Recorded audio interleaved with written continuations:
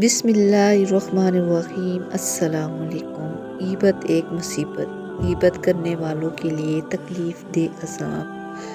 हज़रत अनस बिन मालिक रज़ी अल्लाह अन्हु कहते हैं कि आप सल्लल्लाहु अलैहि वसल्लम ने इरशाद फरमाया, जब मुझे मेराज कराई गई तो मेरा गुज़र ऐसे लोगों से हुआ जिनके नाखून तांबे के थे, जो अपने चेहरों और सीनों को चीर रहे थे।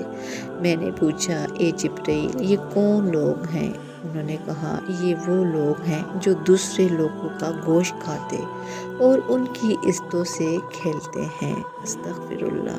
ग़ीबत ये आदमी के किए हुए नेक अमाल के लिए आसमानी बिजली की तरह मुहलिक है, और ग़ीबत करने वाला ऐसे शख्स की तरह है जिसने एक तोप को अपनी नेकियों के वस्त में नस्ब किया हो और फिर वो इसके ज़रिए मशरिक़, मग़रिब, शुमाल, जनूब चारों तरफ अपनी नेकियां फेंक रहा हो। आप सल्लल्लाहु अलैहि वसल्लम ने इरशाद फरमाया, ग़ीबत का कफ़ारा ये है कि जिस शख्स की ग़ीबत की हो उसके लिए मग़फ़िरत तलब करो। अल्लाह सुब्हानहू व तआला हमें इन हदीस पर अमल करने की तौफ़ीक़ दे। आमीन।